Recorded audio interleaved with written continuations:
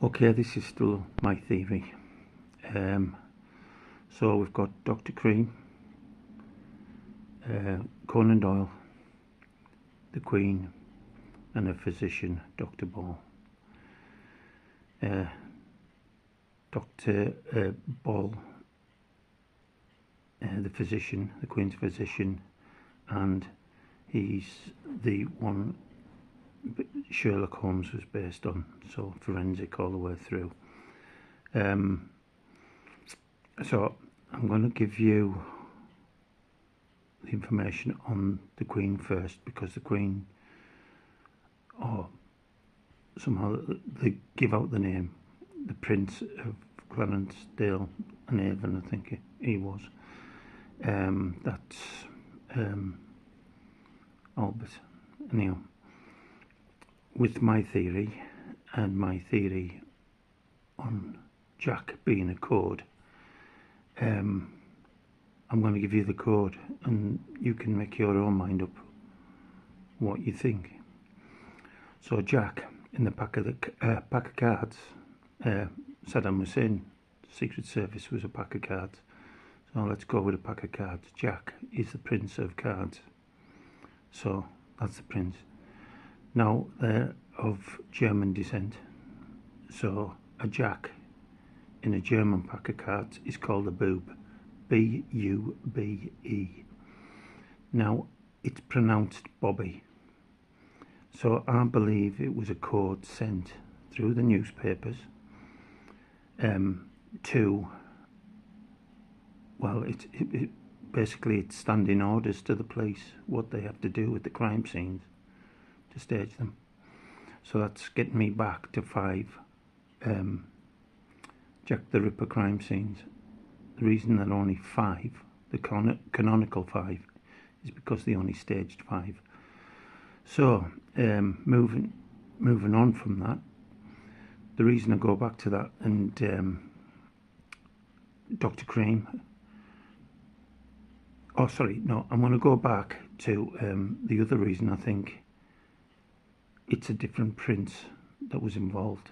It was a prince in my theory, and I think it was possibly, we'll work it out.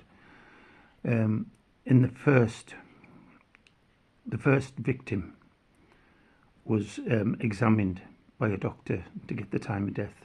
His name was Llewellyn, and this is my Llewellyn code. Llewellyn was the last real King of Wales and the last real Prince of Wales. So that's where I get the Llewellyn code from, also with the Jack of Cards. Now, what made this more interesting in, on the Cream side of things, Cream said, or Cream's solicitor, Dr. Cream's solicitor, had mentioned when he was going to prison in America that he had a doppelganger. Now, I believe he did have a doppelganger, and that doppelganger was Tom Letty. Now, Tom Letty come here, but he needed an accomplice, because that's how they'd worked it all out. The two of them were going to work together, but one ended up in prison. So we've now got Tom Letty, but Tom Letty needed an accomplice. Now this is where Crippen comes in. Crippen was captured using the Llewellyn code. Now both times the name was sensationalized.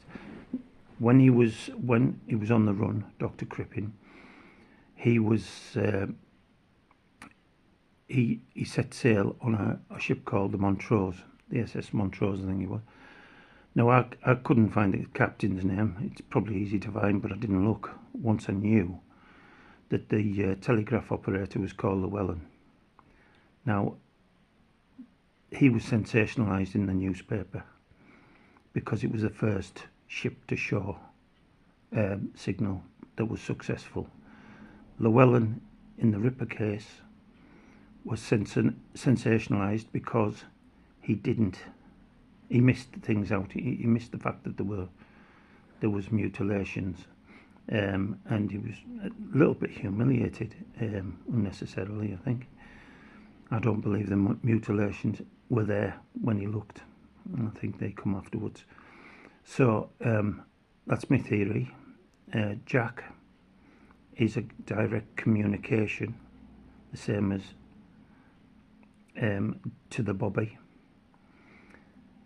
Llewellyn was a direct signal. Also, that was used to change it into the Ripper crimes.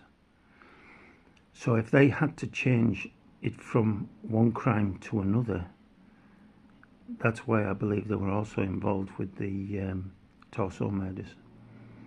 So the Torso murders,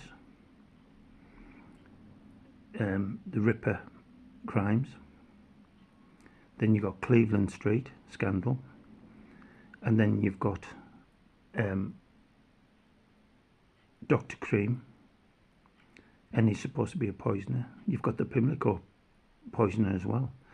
And when you look into that, nobody knew how the fellow was killed. He just died, and he had chloroform in his lungs. Well, if you watch one of Conan Doyle's,